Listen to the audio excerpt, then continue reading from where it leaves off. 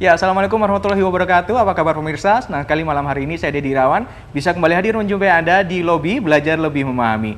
Dan Lobi malam hari ini diselenggarakan RTV dan Komisi Informasi Provinsi Jawa Timur. Malam hari ini kita akan membahas tentang Undang-Undang Nomor 14 Tahun 2008 tentang Keterbukaan Informasi Publik. Namun sebelum kita membahas lebih jauh, saya akan mengajak Anda untuk menyimak satu cuplikan berikut ini.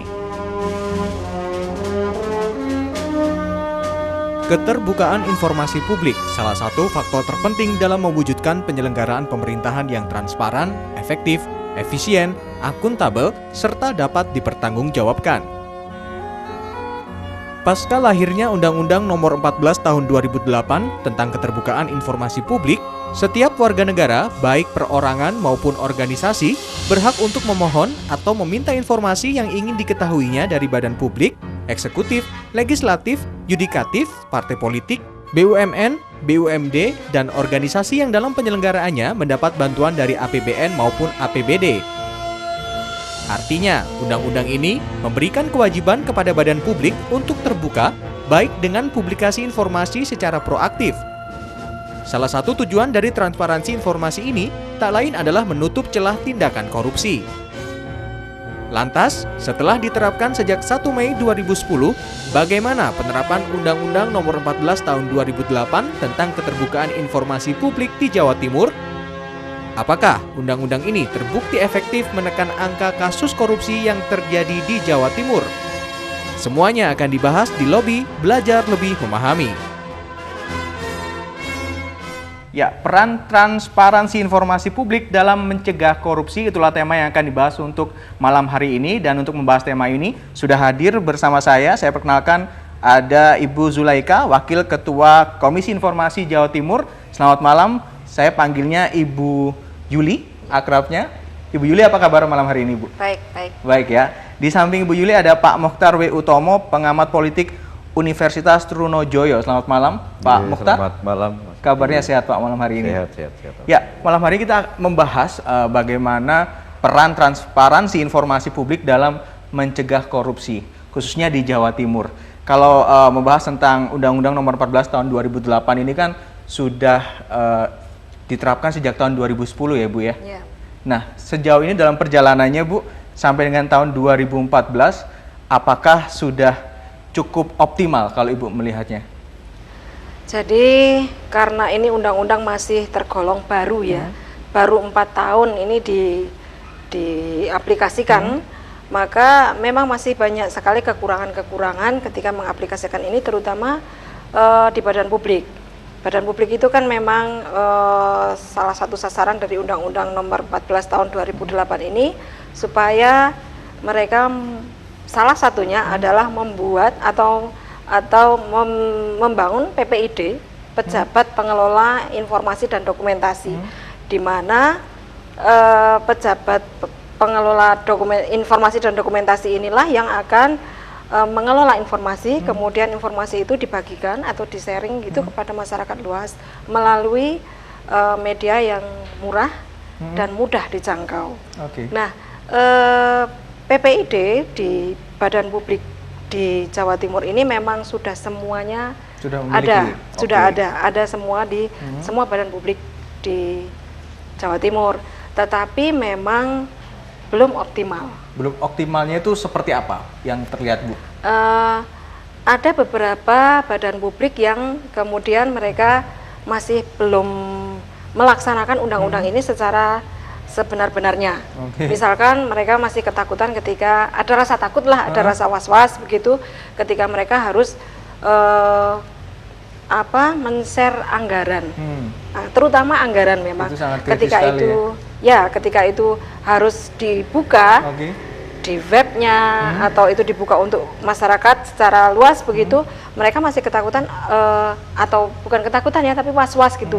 Bagaimana ini anggaran ini? Karena selama ini kan memang hal-hal sedemikian itu kan tidak terbuka.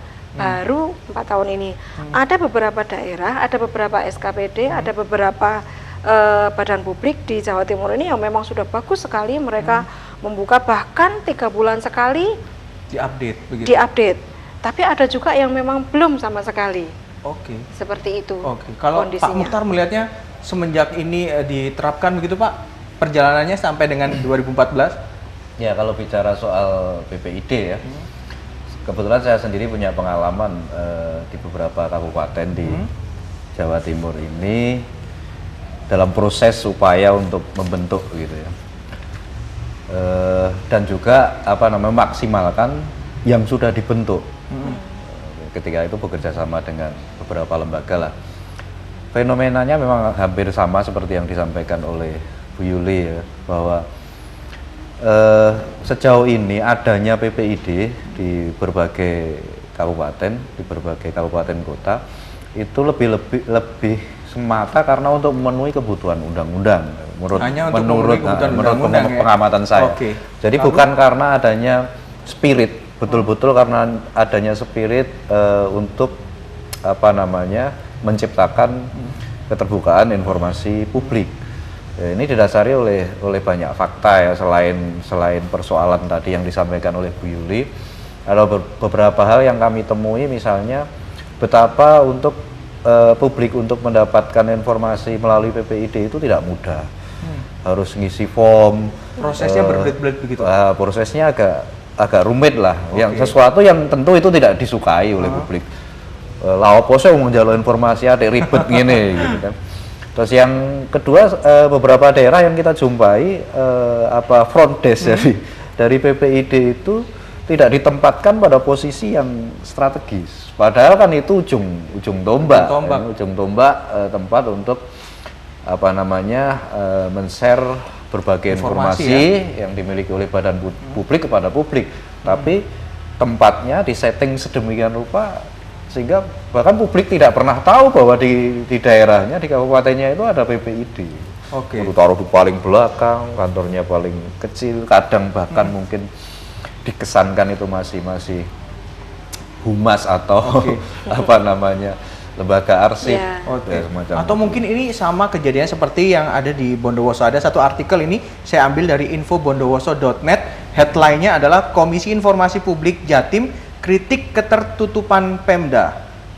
Dalam artikel ini disebutkan begitu karena ada banyak sekali aduan masyarakat bahwa begitu banyak badan publik di Bondowoso yang kurang terbuka. Memang ada banyak laporan dari Bondowoso, Bu Yuli? Kalau Bondowoso tidak begitu banyak. Tidak begitu banyak ya. Yang paling banyak kalau di 38 kabupaten kota di Jawa Timur paling banyak sengketa informasi Madura. Dari mana? Madura. Pamekasan, Sampang, Sumeneb itu paling banyak. Ya. Itu kalau dalam padahal Bangkalan termasuk salah satu yang paling cepat ya. Memiliki KPID. KPID. Dia justru KPID. KI di tingkat kabupaten itu paling justru cepat Bangkalan. Bangkalan sama Sumeneb. Di Jawa Timur itu hanya ada 2 KI, Komisi Informasi yang ada di kabupaten. Karena undang-undang itu memungkinkan KI itu dibentuk sampai tingkat kabupaten. Apa mungkin dengan cepatnya terbentuk itu sehingga ada mantan pejabat di Bangkalan yang akhirnya saat ini diciduk karena kasus korupsi ya, Bu? Agak susah kalau menghubungkan itu ya, karena itu kan memang KPK yang melaksanakan gitu ya. Tapi bahwa transparansi di Bangkalan saat ini misalnya itu kalau kita karena ini mau PPID Award ya, pemeringkatan itu Bangkalan tidak termasuk yang sudah bagus. Oke, kalau melihat saat ini, apakah masyarakat Jawa Timur ini sudah cukup memahami dengan adanya Undang-Undang Nomor 14 Tahun 2008 tentang keterbukaan informasi publik? Dijawab nanti ya Bu Yuli, karena kita harus jeda dulu. Dan pemirsa tetaplah bersama kami, lebih akan segera kembali sesaat lagi.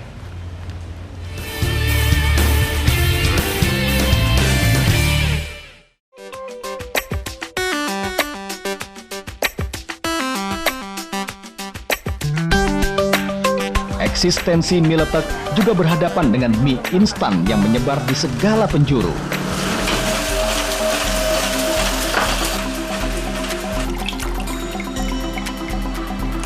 Nggak ada minuman lain selain Saparilla.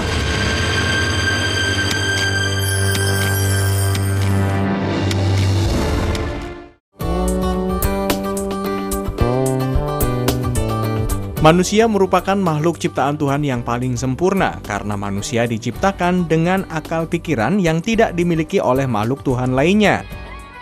Berikut kami memiliki informasi menarik tentang 7 hafiz Quran termuda di dunia versi fenomenal.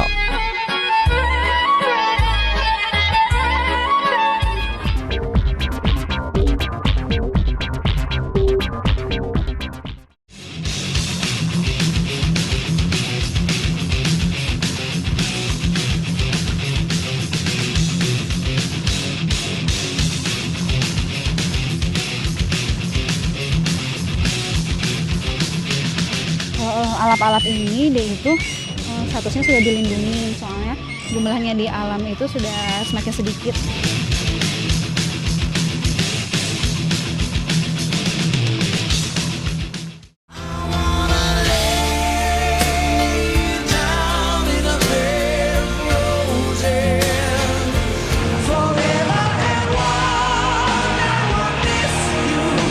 Klasika, tempatnya lagu lawas yang asik-asik.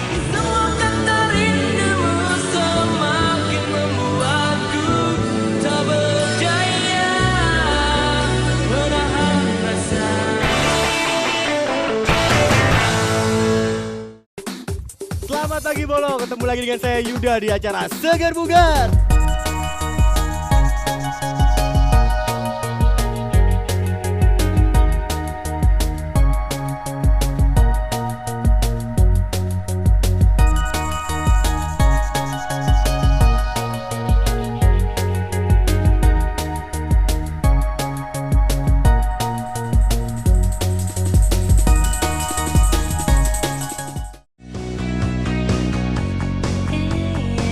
Memiliki banyak koleksi anting-anting dan tidak memiliki tempat khusus untuk menyimpannya, Aura Muslimah memiliki cara membuat tempat penyimpanan anting-anting berbentuk pohon. Selain informasi tadi, Aura Muslimah memiliki informasi yang islami, yaitu profesi wanita yang tidak akan tersaingi pria.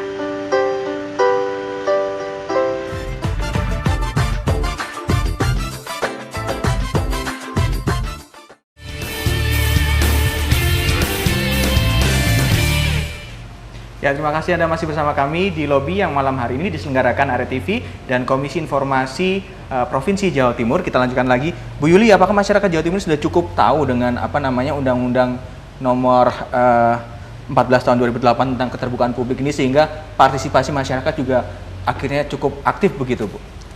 Sejujurnya belum. Kalau kita ketemu mahasiswa misalnya atau bahkan pejabat sendiri belum banyak yang tahu apa itu PPID, apa itu transparansi informasi, apa itu keterbukaan informasi publik. Memang belum, sehingga sampai saat ini yang memanfaatkan adanya PPID, misalnya minta informasi ke PPID dan lain-lain itu LSM dan itu pun, LSM ya. Dan itu pun itu aja, gitu ya. Artinya memang belum. Kepentingan. Ya. Sebenarnya masyarakat sipil juga boleh ya Bu ya tanya begitu ya? Sangat boleh. Dibebaskan. Karena ya? itu sebetulnya kalau Mas Muhtar tadi bilang kenapa harus ribet, harus pakai ngisi form dan segala macam. Memang idealnya itu tidak perlu seperti itu, tapi dari webnya saja itu sudah kelihatan semua. Itu semua sudah bisa diakses ya dari web. Harusnya setiap begitu. badan publik ya. Idealnya seperti itu. Idealnya seperti itu sehingga tidak perlu datang untuk mengisi form, tapi mereka sudah puas karena semua informasi sudah dibuka melalui web itu. Kalau berbicara tentang manfaat keterbukaan informasi publik ini bagi masyarakat dan lembaga publik sekaligus pejabat publik ini apa, Bu?